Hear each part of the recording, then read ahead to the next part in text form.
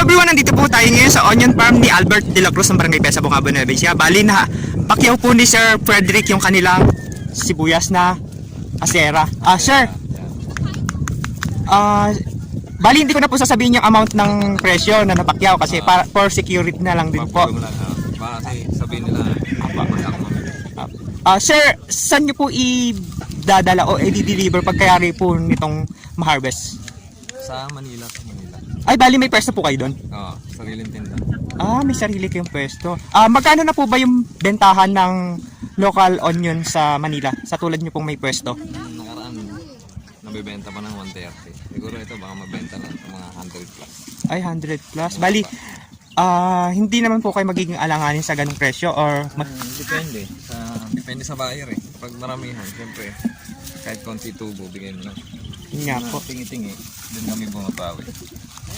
Ayan, tulad po ng ganyan. Ay, mas gusto po nila yung ganyang size. Ang supermarket.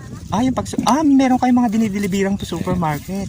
Kaya pala, malakihan kayo kung umorder. Kaya share yung kinukuha ko kasi kailangan ko yung malalaki.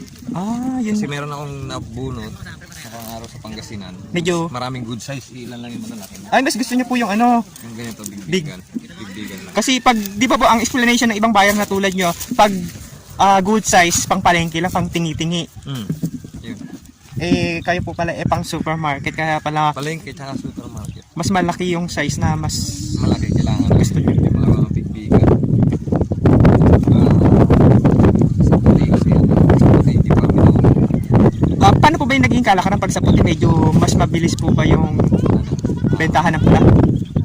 Sa local kasi, may bumibili naman kaya marami pang ito.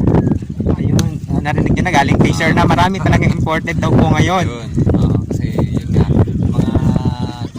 mga na-delay. Delay po ng dating.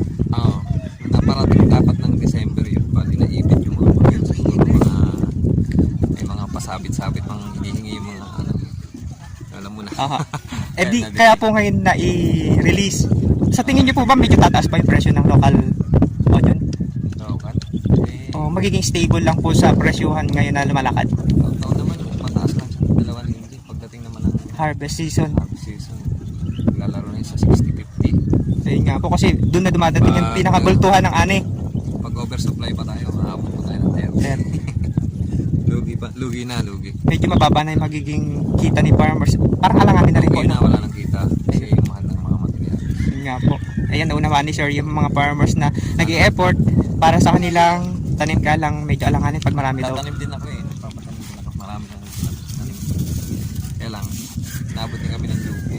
Ay, bali bumabawi na lang po kayo sa mga Kaya mas okay ngayon, mas mabili na lang. Kasi pag nag-finance ka ng onion, yun nga po, alanganin, hindi nyo gastos. Kaya nito, ang isang lata nito, kalahating kilo. 8,000 ang isang lata. 8,000, di ba? Ngayon, pag limit pa yung ang ganitong variety, umaabot siya 8,500, tumataas pa sa 8,000. So, ilang lahat ito? ano daw po, 5 kilos, sabi po ng farmers na nagtanim. Kita yung may-ari nito kasi hindi madamage. Yun nga po, yun lang yung kaibahan niya sa ibang farmers na nagtanim ngayon ng sibuyas na siya medyo jackpot po ngayon kumpara sa iba na konti lang yung inani. Hindi na inarabas yung iba lang. Ganda lang ganda pagka-alaga. Meron kami dyan. 5 kilo din. Yun lamang po at maraming salamat sir.